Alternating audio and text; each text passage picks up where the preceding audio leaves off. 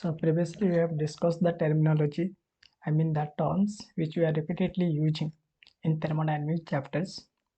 So also we have discussed about of the closed systems where if it is a closed system then matter not able to transport but energy is transport, and energy can transfer in a closed systems.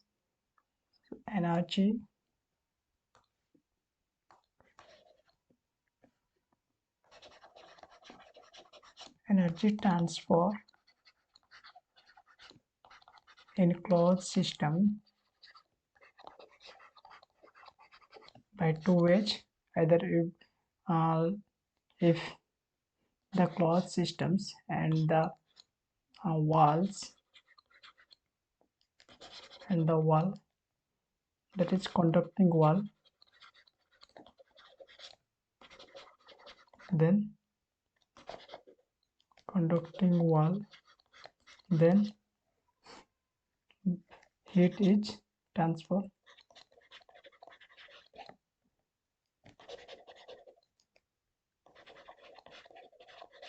and if the wall, the closed systems,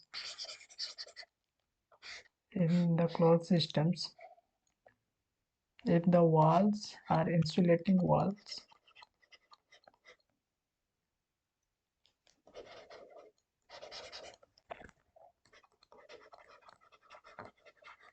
if the walls are insulating wall, then by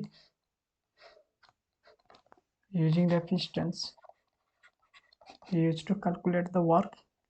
Okay, so by changing the pistons we have to do works, and by doing the work we used to do energy transfers. So these things we have discussed in previous class. So basically what we are going to understand is that Q and W, that is heat and work. We are going to study this heat and work. These are path functions. We already discussed in previous class. These are path functions, and path functions means it depends the path they followed. It means they depends the path they follow. Okay, so this we have discussed already. So today we are going to discuss more about of heat and work. So basically what is saying, Q and W, these are path functions,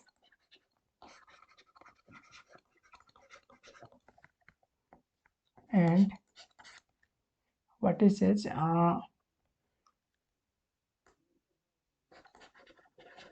these are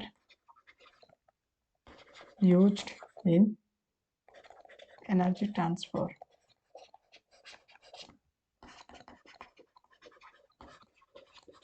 or these are mode of energy transfer.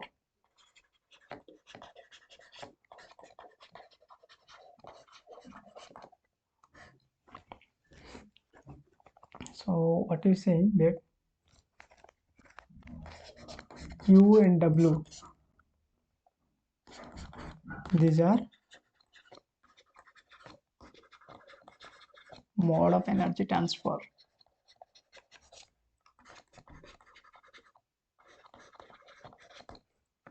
and these do not define, these are not defined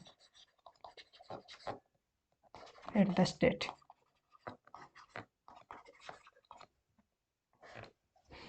So what it means, if you take the examples, let's say the train ticket.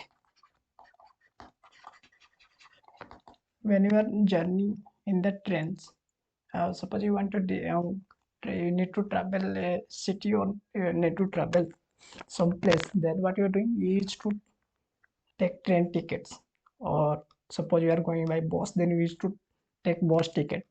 suppose 500 rupees. So that train ticket is valid for you only when you are journeying in the only when you are journeying. After journey of that destinations, this train ticket will be invalid. So this train ticket is valid only for that journey only.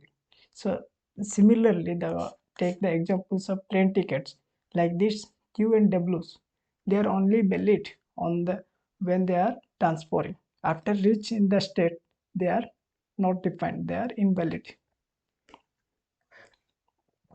So Q and W are only defined while transferring energy, and they are invalid in the state.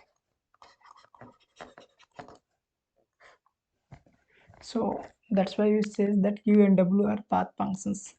So they are actually in which path we are going. Suppose I will say this is cubic car, and this is suppose P1 B1, and you have to travel to here P2 B2, or we can also travel by here, or also we can travel by this path, or we can also travel by this path.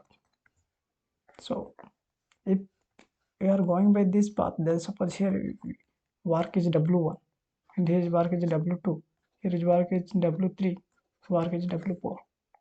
So the work W1 not equal to W2, equal to W3, not equal to W4, means the work it depend on the path. So we will discuss after some times about of the work, how to calculate the work.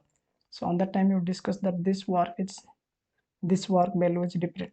Work is generally PV under curve, right? So this work is different, this work is different, this work is different. So the work depend on the path it followed. Whereas if you say the state, if you say the change in P, then what happens? This is P2 minus P1. So this may be followed by this one, maybe followed by this one, maybe followed by this one, maybe followed this path. Delta P1, delta P2, delta P3, delta P4. So all that case P2 minus P1, P2 minus P1, P2 minus P1. So these pressures, all these things are state functions. So for state functions, they depend only the initial and final states. But when we are talking about of the work, it depends on the path it followed. So that things you have to remember. And the Q and W, since they are the path functions, they depend on the path and they are invalid in the states. So if you ask what is the work at P1 and what is the work at P2, then we say that they have no any value, because like we can take the example like train ticket, they have valid only during the journey. After the journey completed, Q and WH no valid, they have no any use. So similarly we can compare the W and Q, they are the path functions. We can compare it train ticket.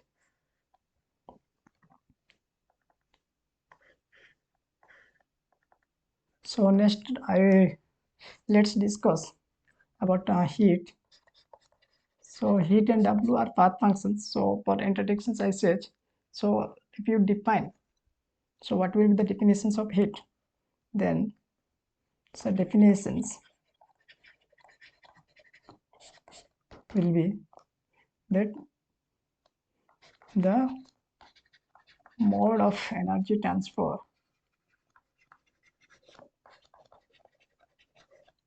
or I can say uh,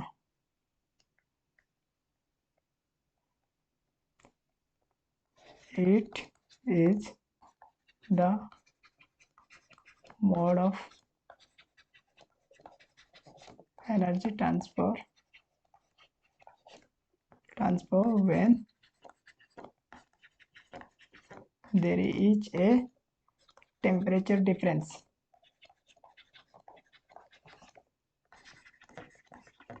So the energy transfers when there is a temperature difference. So that energy transfer, mode of energy transfer is called heat. So heat is the mode of energy transfer where there is a temperature difference. Suppose you say this is hot plate to cold plate. So here the hot plate, suppose it says let's say 80 degrees centigrade. 80 degrees centigrade so it transferring to suppose this is 0 degree centigrade, so there is a temperature difference.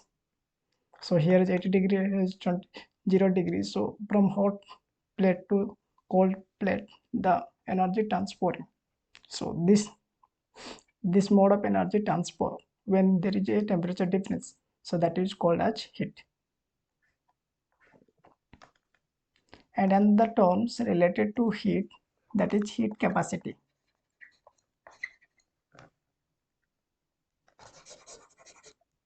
That is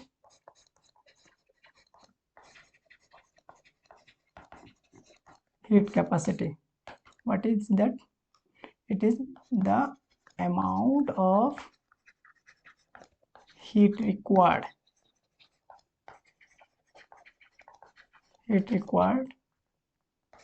to raise the temperature of system by 1 degree centigrade. By 1 degree centigrade. So heat capacity is the amount of heat required to raise the temperature of the systems by 1 degree centigrade. Then that is called as heat capacity. So if I take the examples, like if we say this is a bucket of water and let's say our system for this case is water. So this is system means we know that which is under thermodynamic study that is called system. So here let's say system is water, so this is surrounding and this is systems, you know, so which is, and this is the boundary which separates the systems and surrounding, the surface which separates the systems from its surrounding, that is called boundary. So this is for our case systems and these are the surrounding. So here talking about of the systems, the amount of heat required to raise the temperature of the systems, suppose our case water, by 1 degree centigrade, that is called heat capacity. So if I take say the examples, suppose the our system here is water. Okay, here we take the system as water and I want to increase the system's water. Suppose this water is at 25 degrees centigrade, room temperature is there, and what is the heat capacity? This is the to increase the temperature of the system by 1 degree centigrade, so I will increase by 26 degrees centigrade. So this is the says that the amount of heat required to increase the temperature of the system. Suppose our system is water and that is at 25 degrees centigrade, and the amount of heat required to increase the uh, temperature of water from 25 degrees centigrade to 26 degrees centigrade. So the amount of water heat that required is called heat capacity. Yes. So if this is the temperature, if my system is water and it is at 25 degrees centigrade and I want to increase its temperature from 25 degree to 26 degree centigrade, then the amount of heat required for me to increase this temperature, that is called heat capacity. Okay, so here what he says that amount of heat required to raise the temperature of system by 1 degree centigrade. So he here it not tell that how much amount of water. So it may be like I said, suppose it may be let's say 10 liter. Another case maybe let me take it gram, because I am going to use these things after more after this. So let me say this is like 50 gram of water, and let's say another bucket I am taking.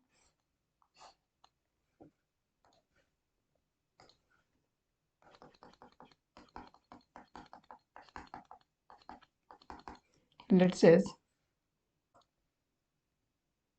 this is 80 gram of water. So what I said, that the heat capacity is the amount of heat required to raise the temperature of the systems by 1 degree centigrade. So here my system says water, and that is 50 gram of water is there, and again another I take, that is 80 gram of water. So here also what I take, this water is 25 degree centigrades, and I'm going to increase by 26 degree centigrades, or maybe 30 degree centigrade is there, I am going to increase 31 degree centigrade. Means the difference would be 1 degree centigrade. Means 1 degree centigrade I have to increase, whatever may be the temperature, it may be 40 degree centigrade, maybe 80 degree centigrades. If 40 degree centigrades, then I have to increase 1 degree centigrade, means 40 degree, then I have to increase 41 degree centigrade. So he said the raise the temperature of 1 degree. Okay, so everywhere you have to increase by 1 degree centigrades. So here what happened, 50 gram of water, that is at 25 degree centigrades, I have to increase 26 degree centigrades. For that, suppose I require the heat, let's say the value may be different. So let's say for I can take any value, let's say x joule gram degree centigrades I require for this, and for this is for 50 gram of water. For 50 gram of water, that is at 25 degree centigrades, and I'm increasing the by 1 degree centigrades temperature, so 25 to 26 degree centigrades. For that increasing, I needed x joule. And again, if I take the 80 gram instead of 50 grams, and that is also 25 degree centigrades, and I have to increase 26 degree centigrades, then the heat required is y joule. Why? Because the gram has increased. So I will say this is maybe x plus some value. Okay, so let me say this is 50 joule gram degree centigrades, then it may be 80 gram 80 joule gram centigrades, because as the quantity of water is increased, then the heat required to increase the temperature by 1 degree centigrade, that is also become more. So here that he not says that how much amount of water you have to increase, he not tell. So for heat capacity, that is not told. So for if I says for 50 gram of water, suppose 50 joule heat required to raise the temperature by 1 degree centigrade. If I take 80 gram of water, then it may be required 80 joule gram degree centigrades. If I take 200 gram of water at 25 degree centigrades, and I have to increase 1 degree centigrades, then it may be 200 joule. Please, I'm sorry for that, like how much gram, I'm just taking this approx 50 joule 80 joule, maybe it may be uh 4 joule, I don't. So I'm not actually saying the exact value, I'm just want to give you the example like how much. So this is bearing, that's what I want to explain here. So but if we says that heat capacity,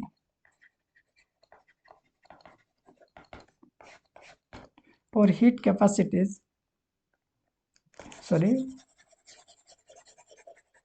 then the next concept has came, that is specific heat capacity.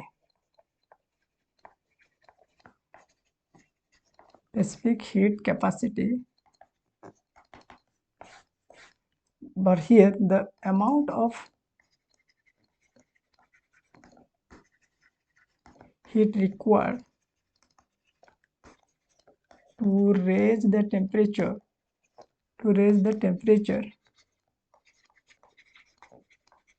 of system of 1 gram by 1 degree centigrades. So specific heat capacities, he says that or we can search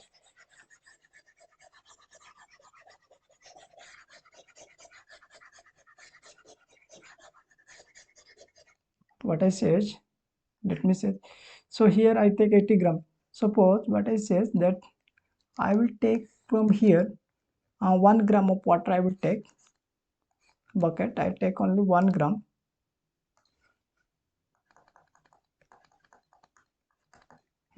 I take only 1 gram.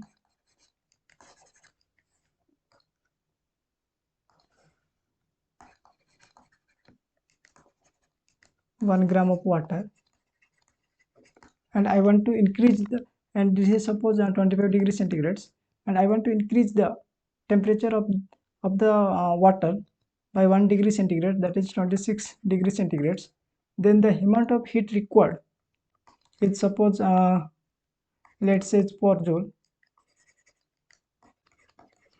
joule gram degree centigrades. Okay, degree centigrades. Then this is called specific heat capacity.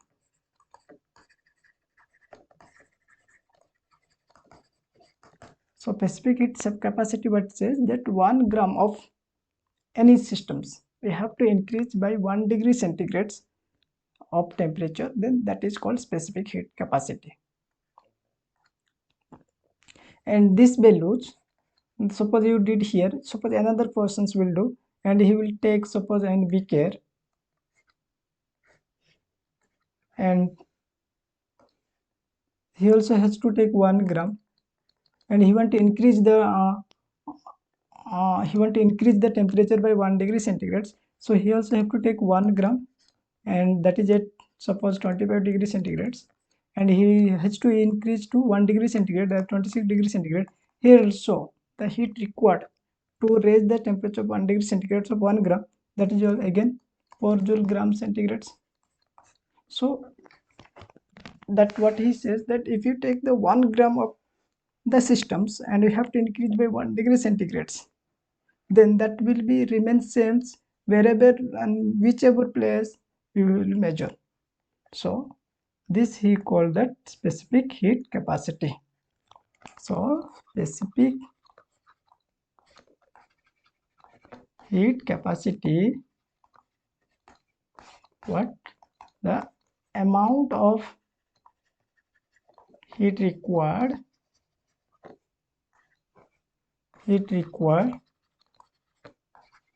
to raise the temperature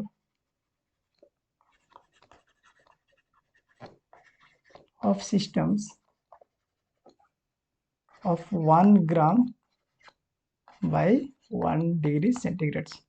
So if you increase the temperature of the systems of 1 gram by 1 degree centigrade, then that is called specific capacity. So if you have noticed that this is intensive properties, why this value will not vary, so it will be always same, because we have to increase only 1 gram of the systems by 1 degree centigrade, means this the amount of heat required is always same. So that is called intensive property. It do not depend on the quantity of matter, whereas for heat capacities, since the he note for this there is no like conditions we have to take 2 gram 3 gram, that any amount of water we have to increase by 1 degree centigrade. So then if the amount of water is high, then on that case high amount of heat required. So this is depend upon on the matter. So this is extensive property. So similarly, if I says that what I do, that I have to take 1 gram, and another case what I'll do, I will take again in another beaker,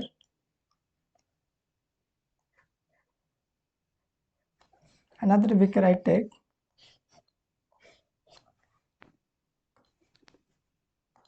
I have to take the molar weight of the system. Suppose for my case is water here, so water the molar weight is 18, so 18 gram.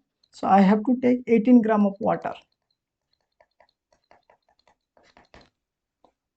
So for 18 gram of water I have to take, and suppose this is water at 25 degrees centigrade, that is 18 gram of water. Okay, let me say the right clearly.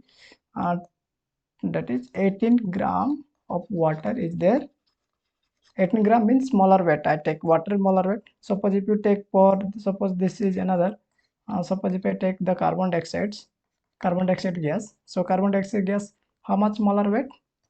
CO2. So carbon is 12, oxygen 16 into 2. Okay, that is how much? 12, that is 32. So that is 44. So for carbon dioxide if I am taking, then I have to take 40 gram. So molar weight of the water, the molar weight of the systems if I taking, then, and that I have to increase by, suppose this is 25 degrees centigrade or any temperature, but the change in the temperature has to be 1 degree. So I have to increase the 1 degree centigrade. So 25 degree centigrade is there. So I am increasing the 18 gram of water to 26 degree centigrade. Then the amount of heat required to raise the temperature by 1 degree centigrade, then that is called molar heat capacity. So if you take the molar weight of the systems and we have to increase by 1 degree centigrade, on that case we are using the molar heat capacity. So next terms came, that is molar heat capacity, that is the amount of heat required to raise the temperature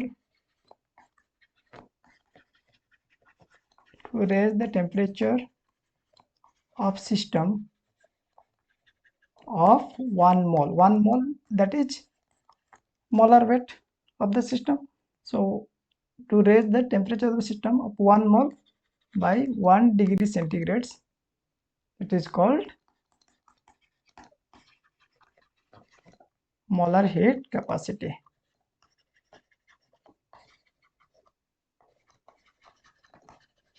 Okay, so this, so let's say here what I take, that 18 gram of water I have to increase, and suppose that is 25 or maybe 40 degrees centigrade.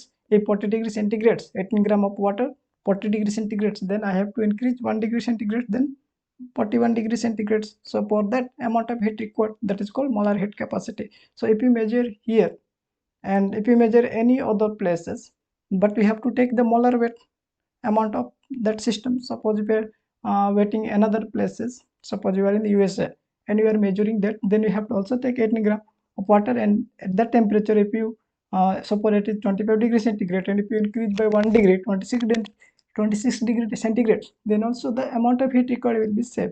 So this molar heat capacity also what? Intensive property,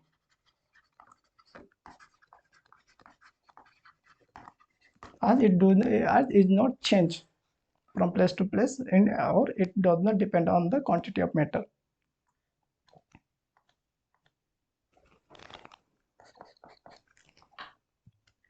So next we study the mathematical representations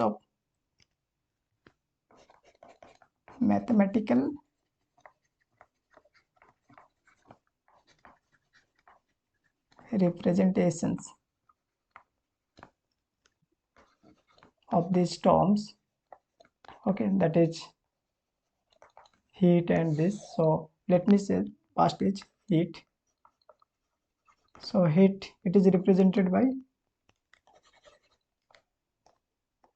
let me say heat. Okay, so it is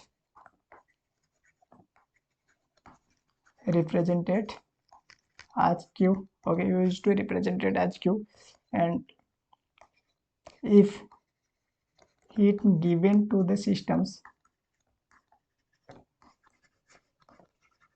on the time we represented as plus Q, and if heat given by the system, that time we represent as minus q. So you have to remember that if heat is represented to the system, on that case we are taking as plus q, and if heat given by the systems, on that case we are taking as minus q. So if we are giving heat to the system, suppose this is our system,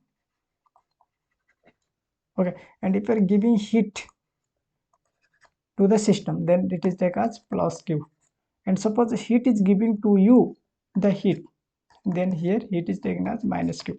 So if you're giving heat to the system, that case we are taking as plus q, and system is giving to you heat, then on that case we are taking as negative q. So this representations you have to remember. And next, mathematical representations, we will study that. Heat capacities we are not talking more because it is not generalized, because it changes as it depends on quantity of matter. So we used to study that heat specific heat capacity, as it is intensive property, specific heat capacity and molar heat capacities. So these terms we used to study because they will not change. So specific heat capacity,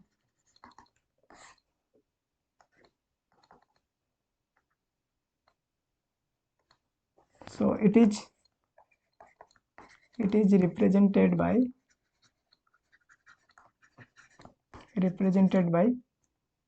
small c. Okay, so what we say that small c, this is the, we already defined the definition, that is amount of heat required q to raise the temperature of the systems. So temperature of system of 1 gram, so mass I am taking as m by 1 degree centigrade. It means anyway if it is 25 degree centigrade, we have to increase 26 degree centigrade. If it is 40 degree centigrade, we have to increase 41 degree centigrade. So change in between this 1 degree centigrade, so delta t, and this delta t has to be 1 degree centigrade, and m has to be always 1 gram. So c equal to m delta t. This is the mathematical representations of specific heat capacity, where c is small letter c. So if I says that delta t is 1 degree centigrade, m equal to 1 gram, then what I said, q equal to 1 into 1, that is c equal to q. And if I say at constant pressure, so cp equal to q, and at constant volume, cb equal to q. So it means heat capacity at specific heat capacity at constant pressure is equal to q, and specific heat capacity at constant volume is equal to q, because m is 1 gram and delta t is 1 degree centigrade. And if we say we have already studied the different process, like we have studied adiabatic process, isothermal process. Previous classes we have discussed adiabatic, isothermals, reversible. Mainly we have to discuss adiabatic, isothermal, isochoric, and isobaric. So adiabatic means q equal to 0, isothermal means t equal to 0, that is t equal to constant, and isochoric means delta v is 0, and isobaric means delta p is 0. So we are going to apply this process into the specific heat capacity. So specific heat capacity, that is c equal to amount of heat required to raise 1 gram of mass by 1 degree centigrade. So if we study this specific heat capacity at isobaric, isochoric, and isothermal, adiabatic, then what will be the formula? right? So if we say for adiabatic means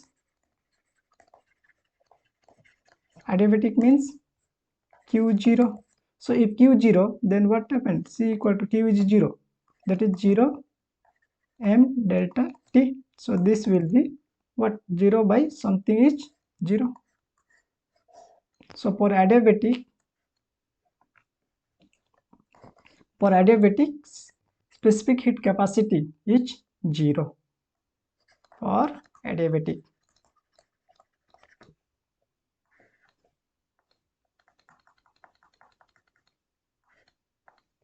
So similarly, Lapis says that for isothermal, that is delta T equal to 0 or T equal to constant. Then what? C equal to Q m delta T.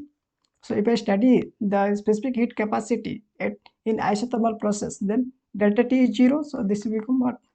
Q by m into 0. Delta T is 0. So this is C equal to Q by 0. That is what? Something by 0 is infinity. So specific heat capacity at isothermal process is infinity. For isothermal process. So what? And if we study for isobaric, then what happens? So isobaric means delta P is 0 or P equal to constant. But in our specific heat capacity, that is Q m delta T, since here the Q m delta T, but here P is constant, but P is not here. So studying the specific heat capacity at isobaric process is no more valid because no term is related to P is here. So we will not study at isobaric or isochoric because B also not present here. So specific heat capacities we will not study in isobaric or isochoric process. So specific heat capacities we normally used to study in adiabatic or isothermal because here the T is here, but here we can study, but there will be no effect to the specific heat capacities as no variables is present. Like isobaric, we have to that P equal to constant or delta P is 0, but in our specific heat capacity, so this Q and M delta T is, so P is not there, so the formula will remain as it is. So if you calculating for isobaric process, then specific heat capacity will be as it is, C equal to Q M delta T. Similarly for isochoric process, C the specific heat capacity will be as it is m delta T. So for isobaric process, specific heat capacity is this. For isochoric process also specific heat capacity equal is Q by m delta T. But if you are studying for adiabatic process, specific heat capacity is 0, and if you are studying for isothermal, then the specific heat capacity is infinity. So what I have studied, that specific heat capacity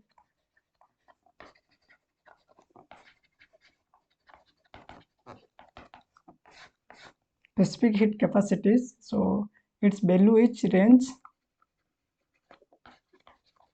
from 0 to infinity. So any value can be the specific heat capacity. 0 for, that is for adiabatic, and infinity for isothermal.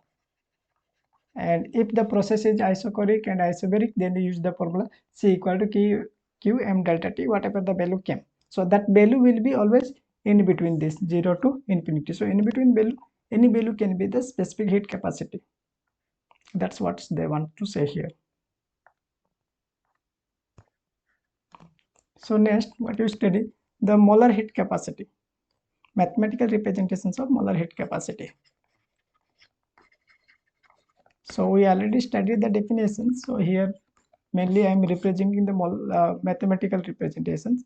So molar heat capacity, so that is C, capital C. This is what is it? It is represented. It is represented by capital C. Okay. So C is equal to amount of heat required Q by amount of heat required to raise the temperature of the systems of 1 mole. So 1 mole we are taking as N. So N by 1 degree centigrade delta T. So here N equal to number of moles and delta T is again 1 degree centigrade. So this is the mathematical representations of molar heat capacity. So if you say that this is 1 mole and 1 degree centigrade, then what will it happen? C equal to Q N.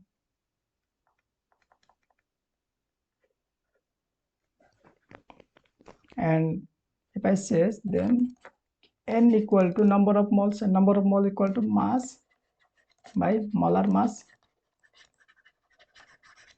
and let's say mass equal to 1 gram, then molar mass is 18 gram. We are talking about 1 gram with suppose I am going to relate it with the specific heat capacity, then I will take 1 gram because my specific heat capacity I am taking as 1 gram. So let me give the relationship between specific heat capacity and molar heat capacity. So N equal to number of mass given, suppose 1 gram, then the molar mass, that is 18 gram.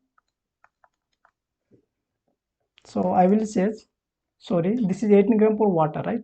So I will say simply molar mass. So any, like if we say carbon dioxide, then 44 gram, but this mass is always 1 gram we will take, because we are assuming it is 1 gram to how much the molar mass, that is 1 gram to 44 gram for carbon dioxide, for water 18 gram. So I will take this, it is as M. So if I say Q, then this is 1 by M. So it will take as C equal to M Q. So this is capital C. Okay. And Q equal to C by M.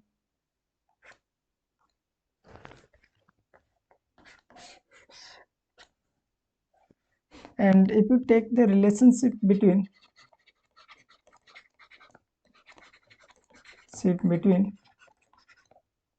specific heat capacity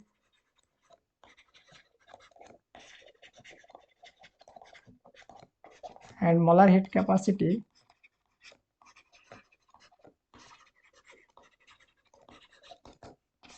is that what we say for specific heat capacities, what we say is that C equal to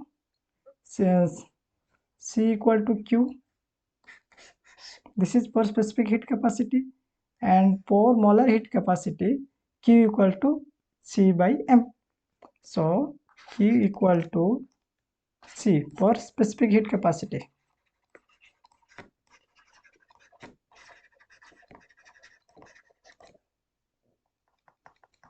and Q equal to C by M for, this is for molar heat capacity. Then what? So if Q is same, then C equal to C M. This is capital C representing molar heat capacity. This is small letter C representing specific heat capacity. Then capital C, that is molar heat capacity. This is molar heat capacity equal to molar mass into small c. This is the relationship between the specific heat capacity and molar heat capacity. That is molar heat capacity, or let's say specific heat capacity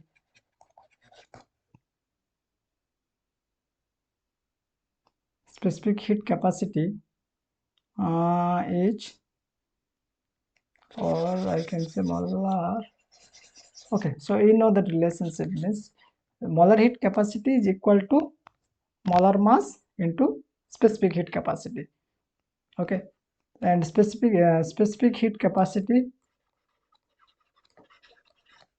heat capacity is equal to molar heat capacity by molar mass. This is molar heat capacity. So questions may ask related to these terms. So you have to know that what is the relationship between molar heat capacity and specific heat capacity. So if the molar heat capacity is given, then if you want to ask the specific heat capacity, then you have to multiply with molar mass of that system of that substances, then you will get the molar heat capacity. And if it given the specific heat capacity and asks the molar heat capacity, then we have to multiply specific heat capacity with molar weight, then we will get molar heat capacity. So this relationship we have to remember. So any one relationship if you remember, then it's fine.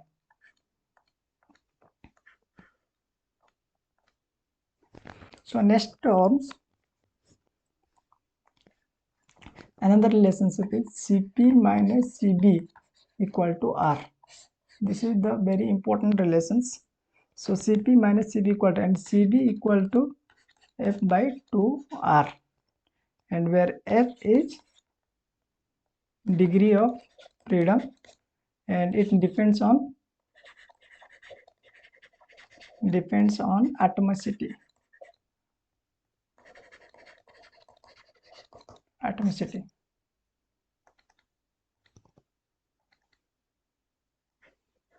And this F for monoatomic cases it will take as 3, for F for what monoatomicity, and F equal to 5 you will take for diatomic molecules.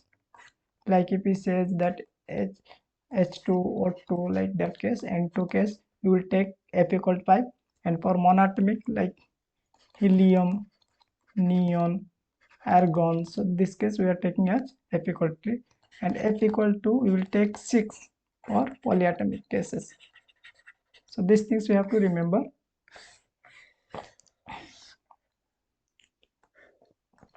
So if he says that Cp minus Cv equal to R, and I says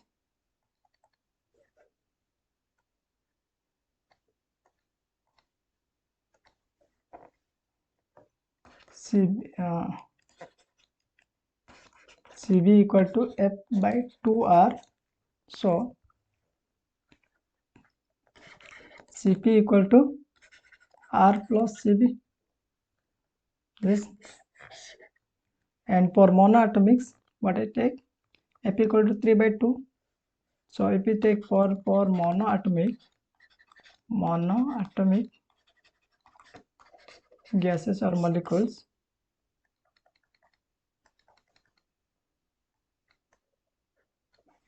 so F equal to 3, then Cv equal to 3 by 2R.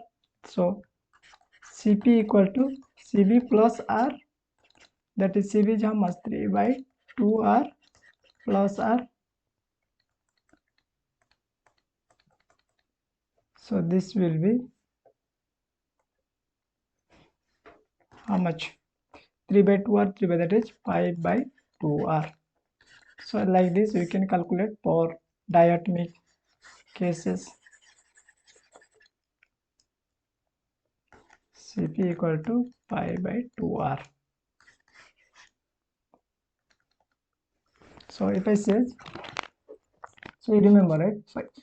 For monatomic, F equal to 3 for monoatomic, and F equal to 5 for diatomicity, and F equal to 6 for polyatomicity.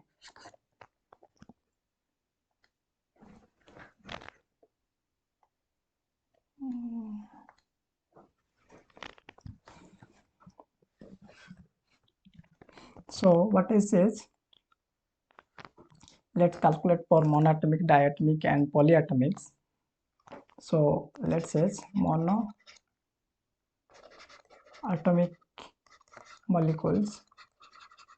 So here what F equal to, we are taking 3. So what is it? 3. Then Cb equal to 3 by 2R, because Cb equal to F by 2R. So monatomic F equal to 3, so C by 2 by R. Then Cp equal to how much? That will be 3 by 2S, and okay, and Cp minus Cv equal to R. So this one you have to remember, and these things you have to remember, and this one you have to remember. These 3 things if you remember, then we can calculate. So this is 1, 2, 3. These 3 things you have to remember. So Cb equal to this 3 by 2R for monatomic 3, Cb equal to F by 2R. So Cb equal to 3 by 2R. So Cp equal to Cb plus R, that will comes pi by 2R. So another term is Cp by Cp equal to gamma. So this one also we have to remember, these 4 things. Okay, so that gamma I can calculate Cp by Cb, that is pi by 2, 3 by 2, that is how much? 1.66. Calculate it. Okay, and for diatomic molecules like N2O2 H2, this is for helium, neons, argon cases. Okay, so for this Cb will come how much? That is for diatomic F equal to 5. Yes, so this will be 5 by 2R, and Cp equal to 7 by 2R. So gamma equal to Cp by Cb. So that comes to how much? 7 by 2, 5 by 2, that is 7 by 5. So that is comes to be 1.4. Okay, this value remember is equal to gamma. Okay, this value. And for polyatomic,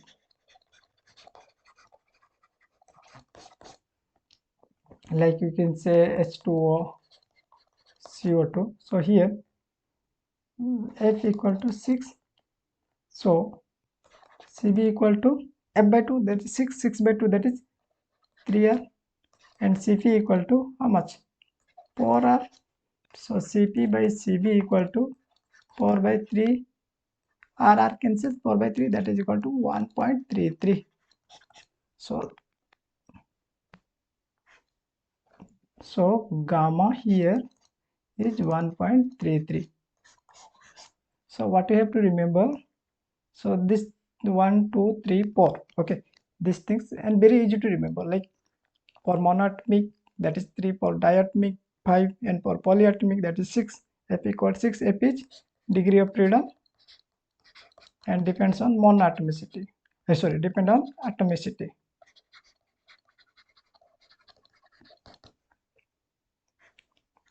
And this value, if you remember, then it will be easy to calculate if you are studying for adiabatic cases. So there you are using the gamma. So you have to remember this value also. So for monatomic, that is 1.6, it is decreasing. So 1.6, for diatomic 1.4, polyatomic 1.33. So this 3 value also, if you remember, then it will be very easy to calculate. Otherwise, we can calculate by using this formula also.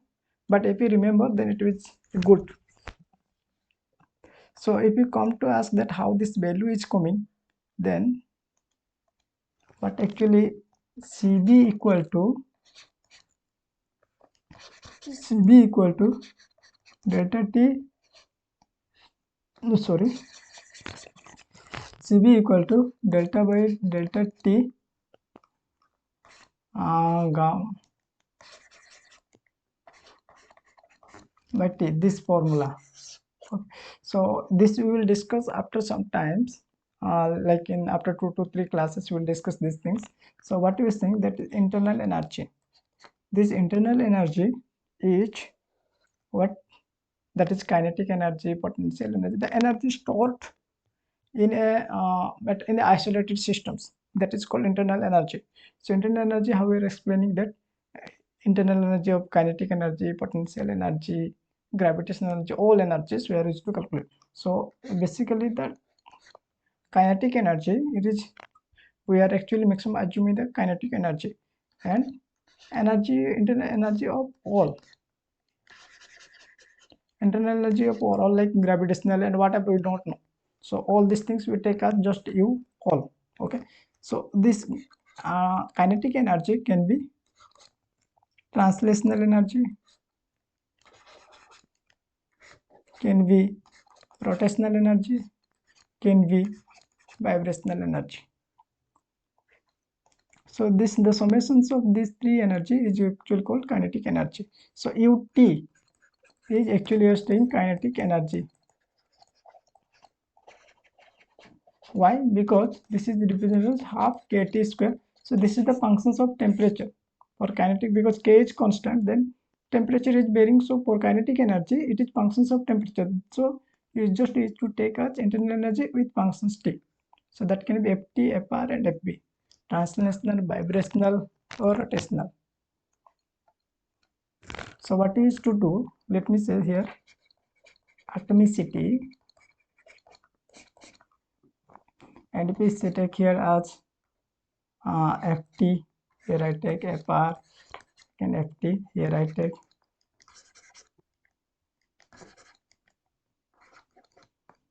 Et, here I take Er, I take Ev. Then what is taking atomicity? Suppose I take for mono atomicity, what? This is for like helium, neon, sorry, argons. This all value, this is 3, this is 0, this is 0. These things we will detail we will study. I'm just explaining that how the value h came, so that it will give you the confidence that is this value. It will be easy to remember you. So just know how it came.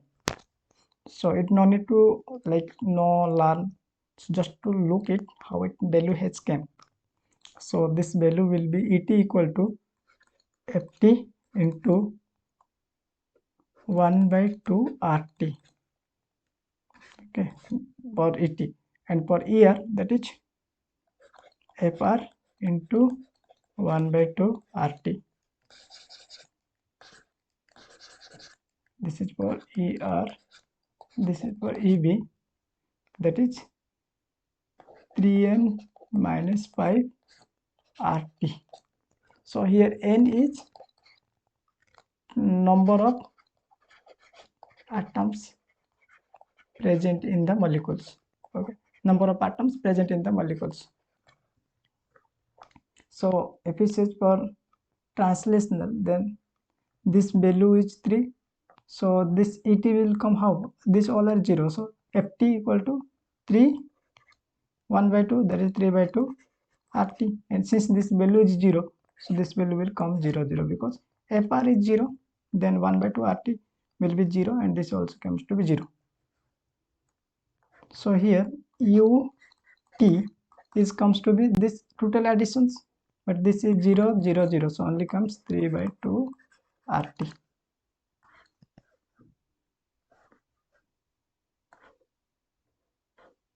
So what I will discuss? Cv equal to d by dt ut, and ut has came to be d upon dt, and ut came, that is 3 by 2 RT. And here 3 by 2 and R is gas constant, 3 by 2 is constant, so 3 by 2 R, T changing, so d by dt and T, and this comes to be 1, so Cv equal to 3 by 2R. Okay, so similarly case we can calculate for monoatomic, we have calculated. Similarly we can calculate for diatomics. So that's, I think we will discuss later details. So for numerical, for now we have to remember this value, that will be helps you. So this is for just understanding that how the value is coming, so that it will give you the confidence that. So if we take for diatomics, then this is G3, this is 2, and this is 3n minus 5, and this is again 3 by 2 RT, and this is RT, and this is 3n minus RT. Okay, but for diatomic cases, for similar to a year, we can also diatomic cases we will calculate, and we will add the total value and how much it will come. And note that for diatomic cases bibrational rotations is not present, so you will not calculate, only you will calculate this two. That's why you are getting that F equal to 5. So we will discuss these things later of this chapter. So my intention was to just understand that how the value is coming, so that it will help you to remember the formula.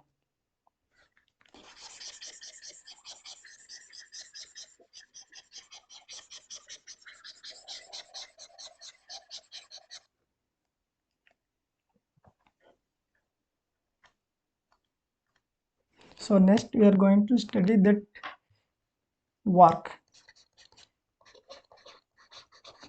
Next concept is work. So it is also the mode of energy transfer, mode of energy transfer is by doing mechanical work,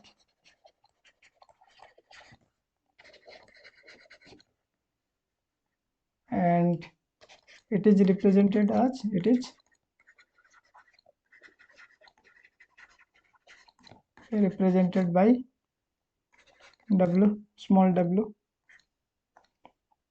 So let me take the derivations of work. So what we're doing, that let's say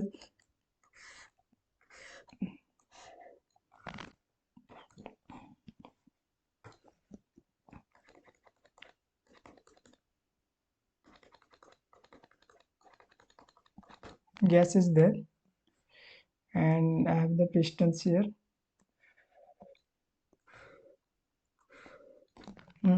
So what I do,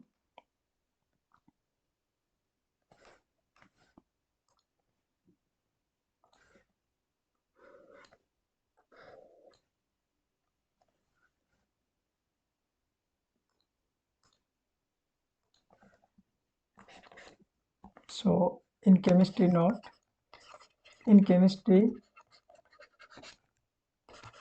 we're talking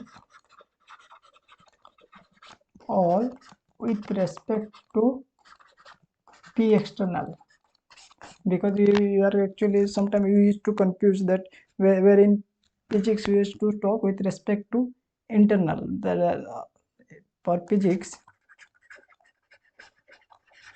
we are talking with respect to P internal or P gas, but for chemistry we are talking about of the P external. So here this pressure is existed here, this is P internal, and this pressure is existing here, this is P external. Okay, so in physics, in chemistry we are talking everything with respect to P external. So work done, is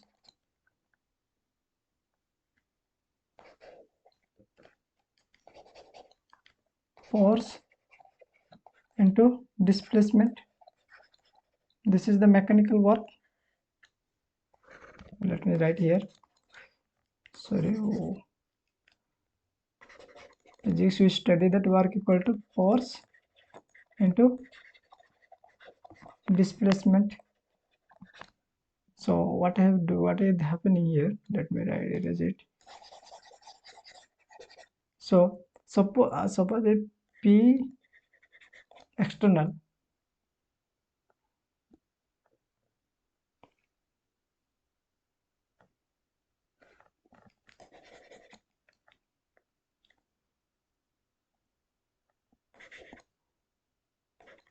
P internal is greater than P external, then what happened? P internal is greater than P external, then volume will increase. So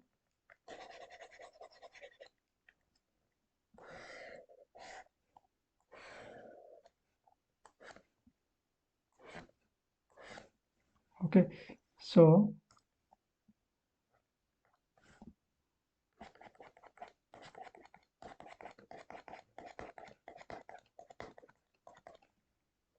piston has increased.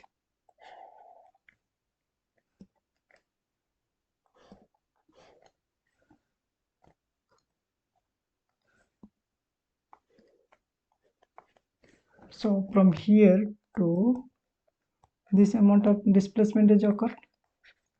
Okay, so if P internal is greater than P external, so it is P internal is greater than P external. Then since P internal is more, so volume will increase. So this amount of volume has increases. So this amount of displacement has occurred, and this increased energy, if I take that value, this is this.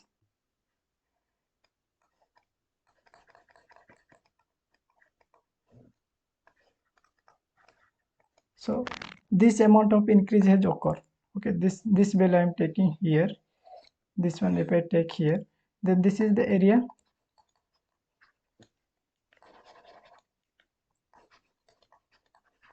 and this amount of displacement has occurred. Suppose dx. So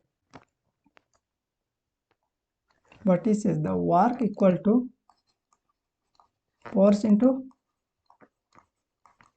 displacement. So you know that pressure equal to force exerted per unit area. So force equal to pressure into area. So I can write, instead of force I can write pressure into area. So instead of force I can write P into area, and it has also displacement, that is dx. Yes, so force equal to pressure into area I have written, and this area and force has come from here, area into this area and displacement here, and pressure is comes here. So the area and dx equal to, I can write volume equal to what? 3-dimension L breadth height. So volume also equal to area into another length if we add, then that will become volume. So this is become volume, so I can write delta B. And since we are talking with respect to P external only, so P external is applying here. P external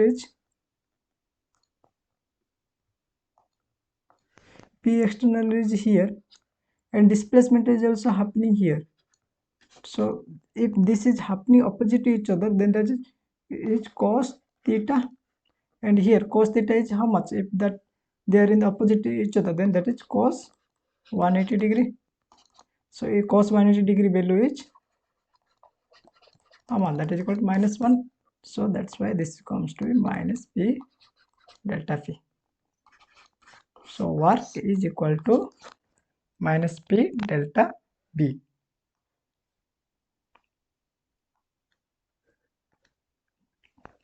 So now next let's study this. So work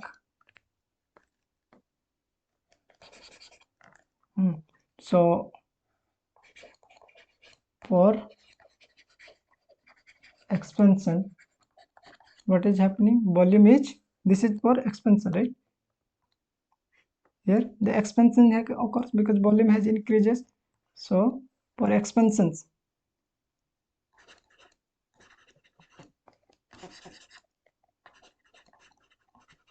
volume increases means delta B is positive, so work is negative. And for compressions, volume will decreases means delta V is negative, so work is positive. Okay, so another, remember that work done on the system, then we will take that is as positive work, and work done by the system, then that is as minus W. So if it's work done on the system, suppose this is our system,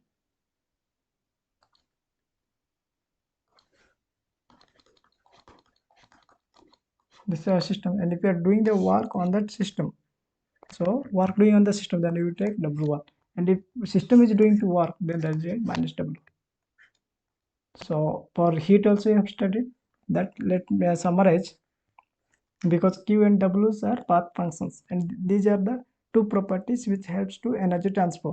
So it is important to note, if this is the system, this is the system,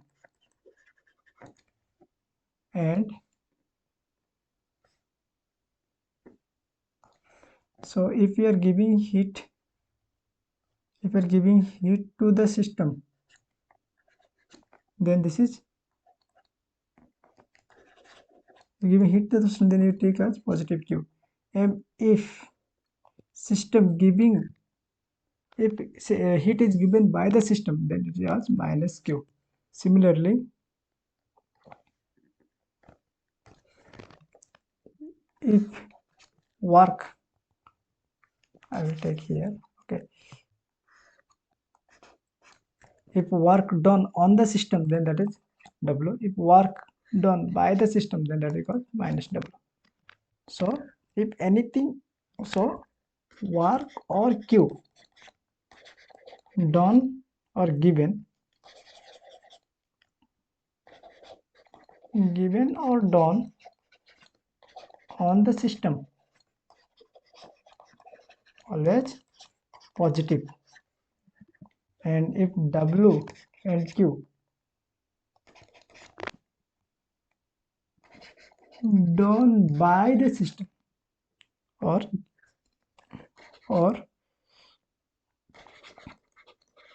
given by the system, then that is always negative. So by the system, by, so by the system, I can write this, by the system is there, then that is negative, and on the system is there, sorry, on the system, then positive, and by the system, then that is negative. So remember this. So if done by the system, by has came by the system, then that is negative. On the system means that is positive, whether it may be heat or whether it may be work.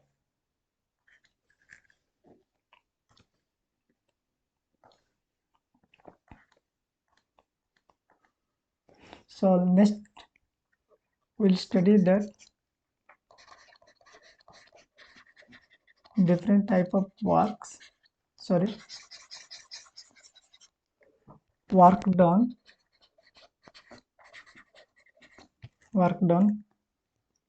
in different type of process.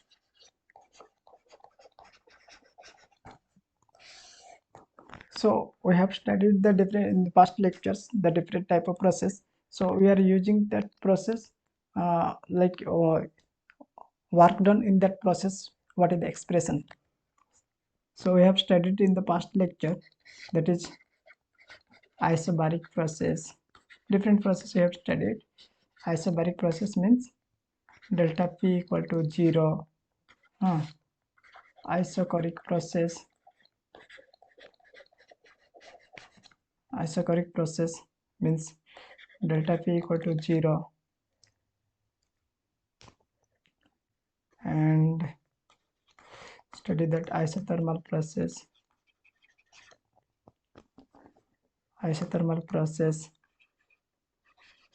that is delta T 0 or constant temperature. We have studied that adiabatic process, that is for Q 0. So adiabatic process, so that is Q equal to 0. So these all process we have studied. So here we are discussing one by one that what is the work done on that process. So first we will start with,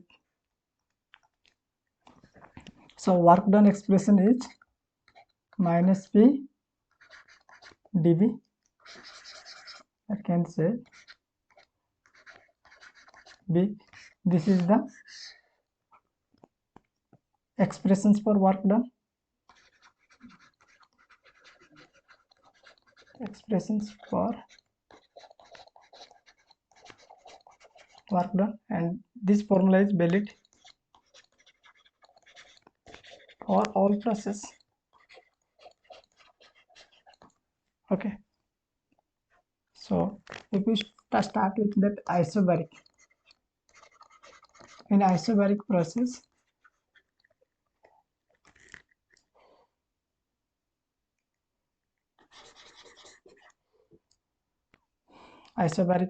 what is the isobaric process? Isobaric process means delta T equal to 0 or P equal to constant. Then what? So work done formula is, expression is P dV, or you can say P external dV. So since P equal to constant for isobaric process, P equal to constant for isobaric, so W will become minus P external dV, or W equal to minus P external delta V. So this is the work done for isobaric process. And if I look for isothermal process, what delta T equal to 0 or T equal to constant for isothermal. So work expression is P external dV, sorry, P external dV. So for here delta T is equal to 0. So since this is not there, so work equal to, so isothermal expressions we will study with additions with reversible process, because here if we study then what we will do, if we study then what we do, that PB equal to nRT, okay, and P equal to nRT by V.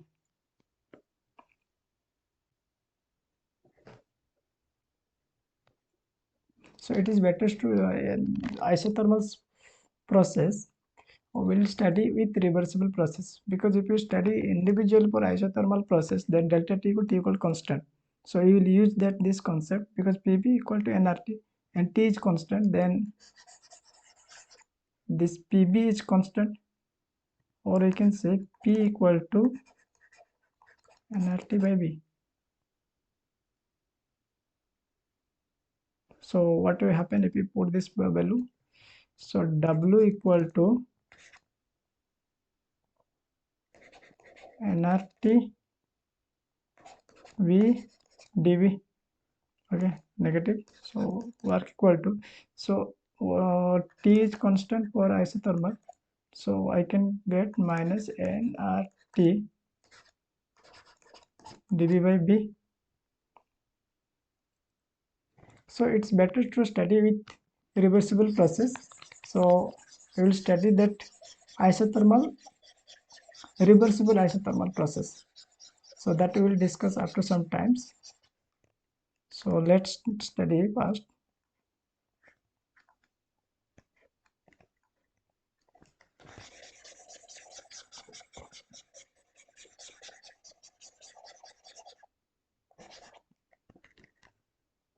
isobaric, then that isochoric process.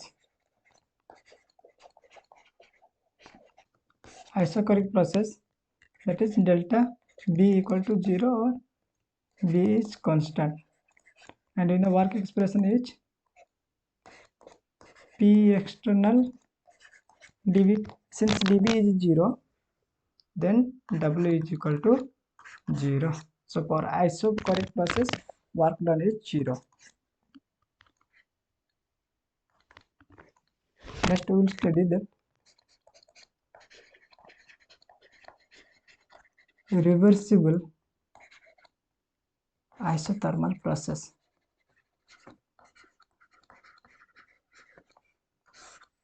So for reversible isothermal process, so reversible means we have studied the reversible process.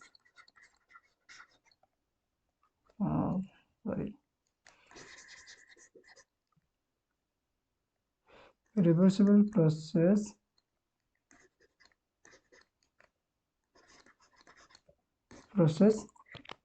but P external equal to P internal equal to P gas, that is not equal to constant. We have studied the reversible process detail about a bit, where we are studying that P external equal to P internal plus delta for delta P, and we state that this is very small value,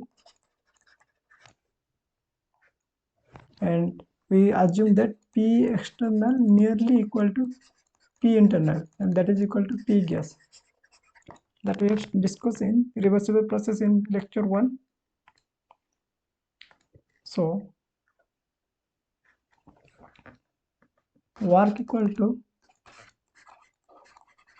P external dV. So this P external is not constant for reversible process. So for isothermal, what is said,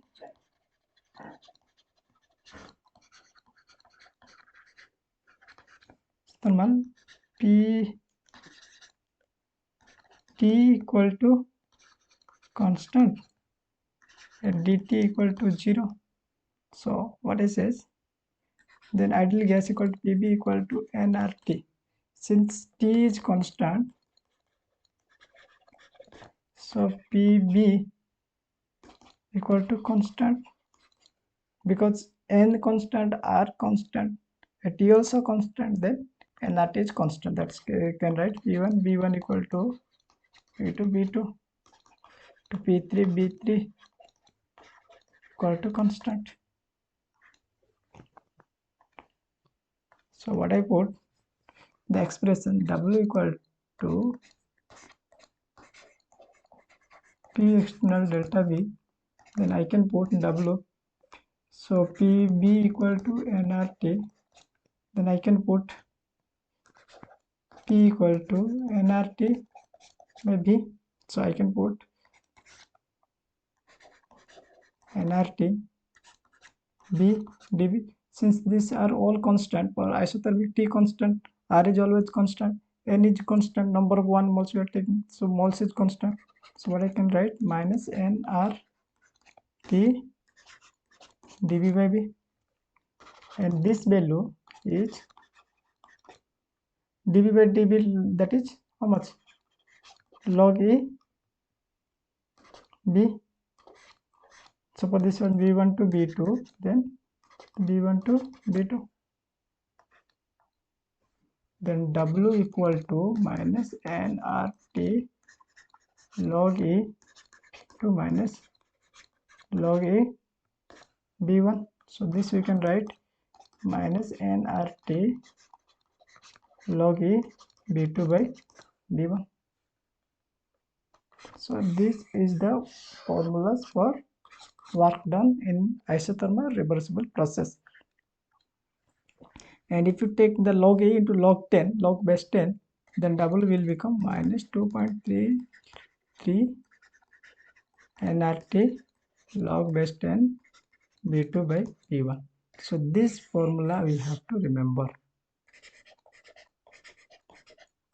This formula you have to remember.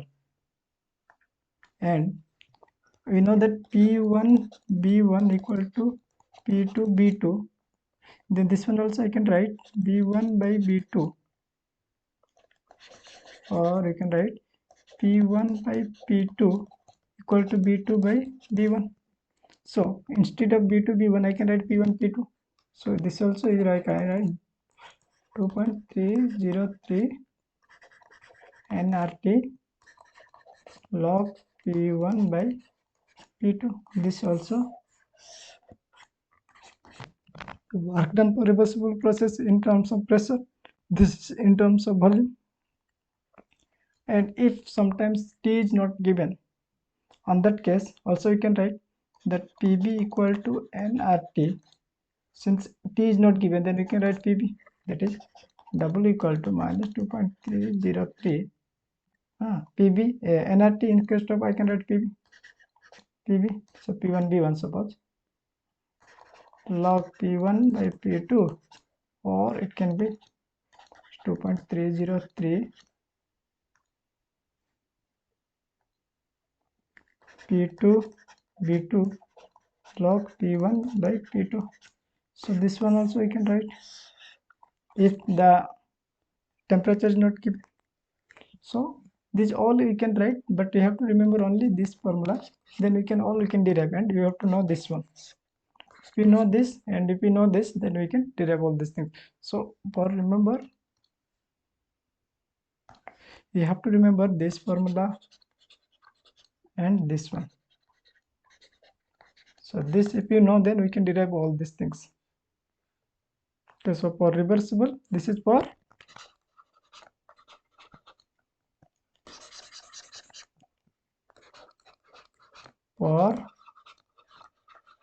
reversible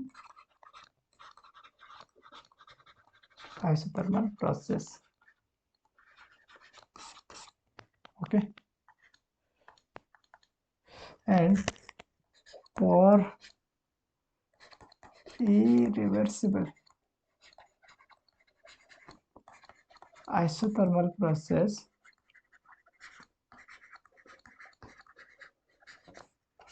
is what? For irreversible isothermal process, what do we know?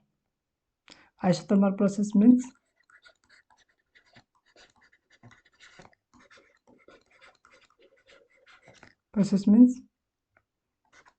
T equal to constant and dt equal to 0. But since isothermal means, for isothermal what we know? Isothermal, that P external equal to P internal plus delta P. So this value was very much. So this P external is much greater than P internal. That one we know. And what that this is in irreversible process, that is happening in one time. So that is, we have discussed in previous class, that how for irreversible process P external, that pressure change in pressure that is happening in a one step. So that P external is remaining constant. So P external remaining constant for isothermal process. So work done is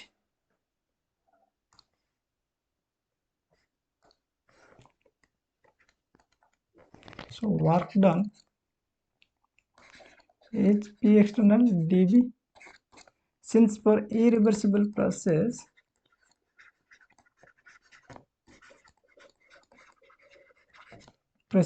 P external is constant, so work done is minus P external delta B. So for irreversible process, whatever the process, always use this formula, minus P external delta B, except for P what it says,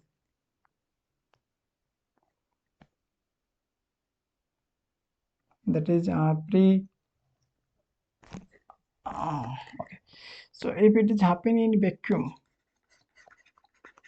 on case no air is present, here present. So on that case W is become 0. So pre-expansion, use always this formula except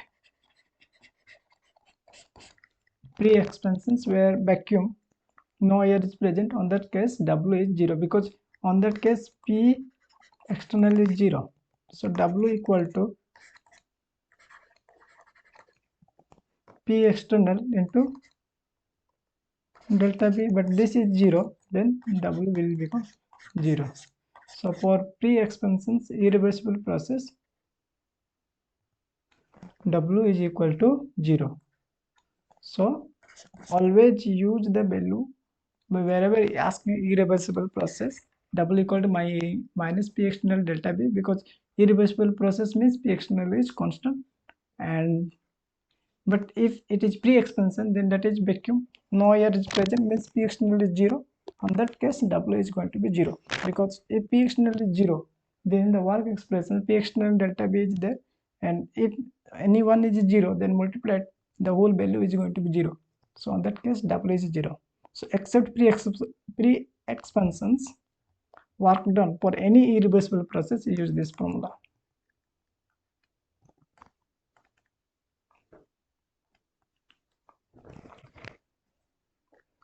Next class we are going to discuss another process, that is adiabatic process.